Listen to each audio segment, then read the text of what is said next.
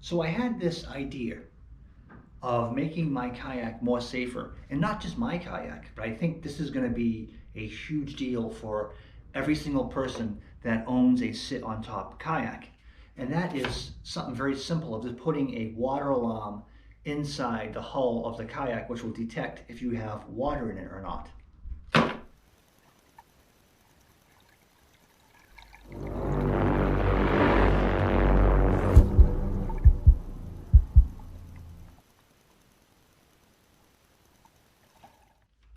So I thought for sure if I did my research, I would find a product out there that was actually meant to go inside of a kayak for that reason of detecting water. Let's face it, if you have a sit on top kayak like this, by the time you realize that there's water in it, it's already probably too late. You're gonna capsize. So to have something like this in the boat, this will alert you if you have an inch of water in it, or whatever you set the sensor on, which I'll go over that. We'll go over the whole install, but depending where you put that sensor, it will detect a half inch of water, an inch of water, 2 inches of water, whatever you may want to set as your detection point of how much water is in the boat. I'm going to probably set this around a half inch or so. So if I get a half inch of water in the kayak, it will stop beeping. And I actually use these in my home to begin with anyway. I actually have 2 of these in my home because I have a drain outside of my garage, which right now, this is my garage, and I do have a carpet on the floor. This is actually an outdoor carpet. And my garage door is like right there. There's a drain in front of the garage door. If that drain is not completely clear, it ends up forming a pond outside of this door, and water will come in here. And I actually have one of these set up over here in the corner. And so, this is what this is. This is called the Watchdog, and I bought this at Home Depot. And this cost, I think it was $15 or $17. It wasn't that expensive. And it does take a 9-volt battery. And what I'm going to do with the system is I'm also going to add a switch to it, a little off and on switch. So if the alarm is going off, I can I can go to shore and then hit the switch, which will turn the alarm off, and then remove the water that is in the boat. So, off to the boat. Okay.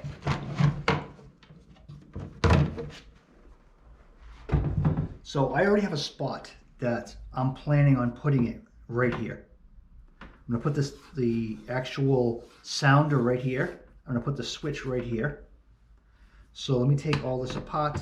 Actually, okay, I think I have all the stuff that I need. So I'm basically doing this as I'm filming it as well. So I have an idea how I want to do it, but I don't have a 100% plan how to do it. I'm just doing it. And I know there's a lot of people that are into rigging their kayaks that watch these videos. So those people can really appreciate what I am doing. And you know, thanks for subscribing to my channel. There's instructions, we don't need it. So this is the back of it. It does have a smooth back, so you could put double-side tape on it. You could put Velcro on it. If you're gonna put double-side tape, I would use a 3M double-side tape.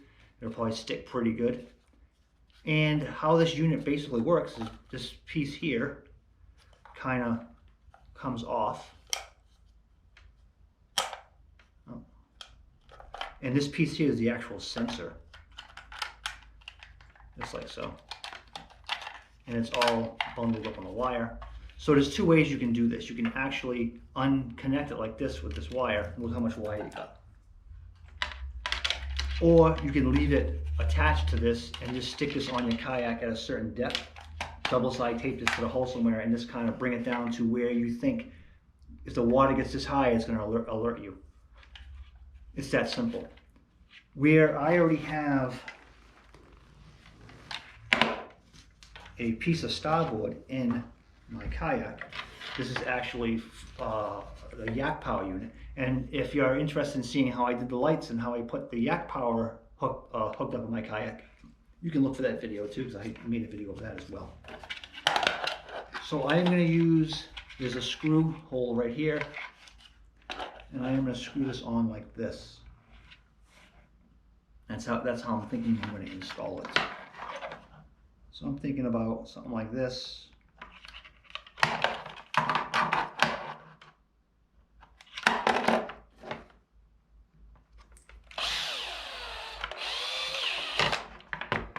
Just like that. So far, pretty simple.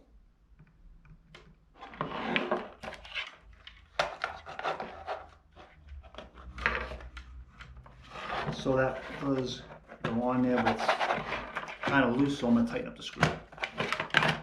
Just keep tightening up the screw until it goes on there snug.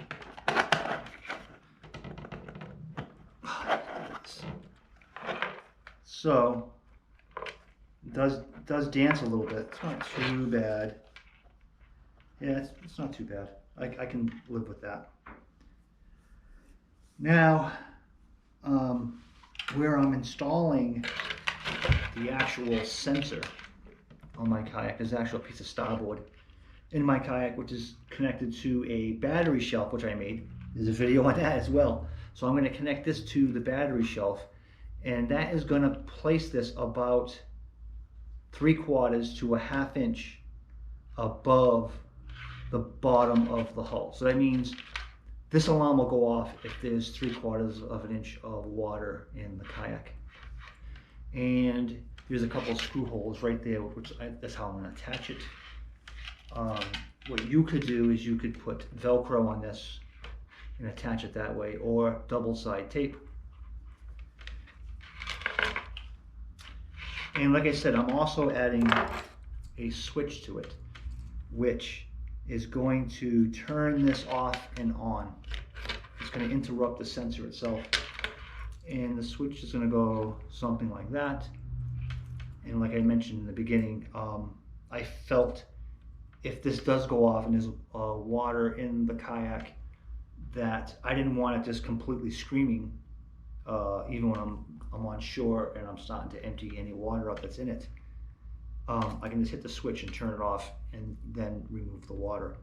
Or if I have this stored outside, and if you just have the batteries in it, if rainwater somehow gets inside, if you don't have it on a switch, this will start screaming. So that prevents any of that stuff. And it's just a matter of making sure that when you go on the water that this switch is turned on. So I'm going to drill a hole right here for the switch. So anytime that you are drilling a hole, what you want to do is do a test hole, get a piece of cardboard, drill your hole. I am actually using a 1/2 inch countersink to make my hole because it makes a nice clean hole.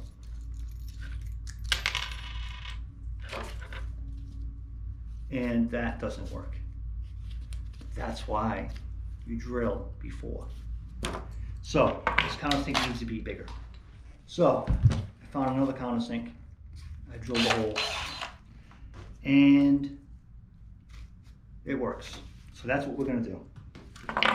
Now, I mean, if you don't have a countersink, you can use a 1/2 inch drill bit. That's fine. I tend to use a countersink just because it makes a much cleaner hole.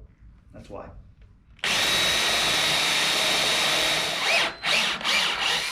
Okay. Can you see how clean that hole is with a countersink? Now, if I would have used a 1/2 inch drill bit, it would have made all kind of burrs on it. And the other thing I want to do is I'm gonna hide the wire. Instead of just having this wire dangling all around, I'm gonna take it, I'm gonna put a hole right here and it'll come out the back side. Something like so. I'll put you just like that. Okay. Now I'm into cutting the wire. So if you are not adding a switch, then you wouldn't be doing any of this stuff. You wouldn't be cutting the wire. You might not even be taking the sensor out of this, taking the sensor out of the box. And you might even leave it all plugged in as one unit. Okay. So now as you can see what I did the wire in the back. So now this wire is going to connect to the switch. All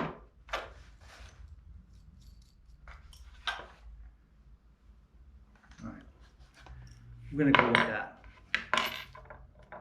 This is what the back looks like.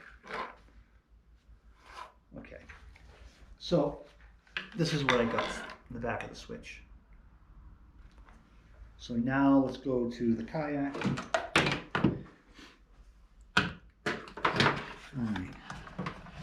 Now I gotta quickly hook up all this stuff here that I unplugged.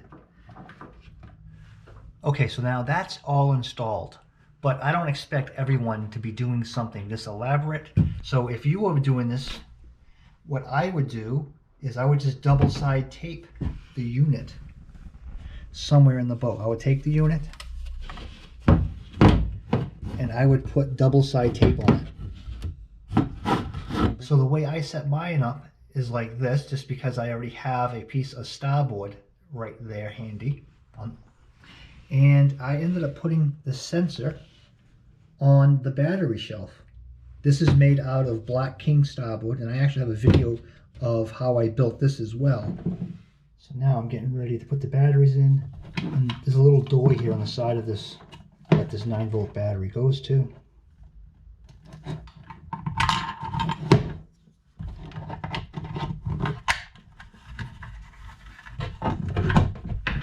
So now it's installed. I'm going to turn the switch on. I'm going to hit these two connectors, see if it does. So you can see that how it works. That was very, very low because I was just using my fingers. If it was water in here, it would make a stronger current, and it will make that noise like that, which will indicate that there is water inside here. Now if I turn it off, shouldn't do anything.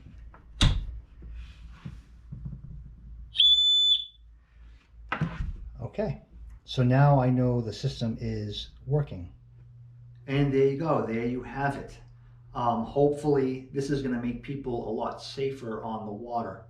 So with that said, there's also a downside to this. I'm not sure how this unit is going to do in an environment of being inside of a kayak. I mean, this is not meant for a kayak. So I don't know if the moisture inside this kayak is going to do any type of damage to the unit itself. I will say this is meant for a basement. A lot of basements are damp. A lot of people use these by next to their sub pump, which is very, very damp. So I would imagine that this still holds up really well. And what I'll do is I'll touch upon this again, maybe at the end of the season, to let you know how this held up. Thanks for watching. Give me a thumbs up and please subscribe. Bye.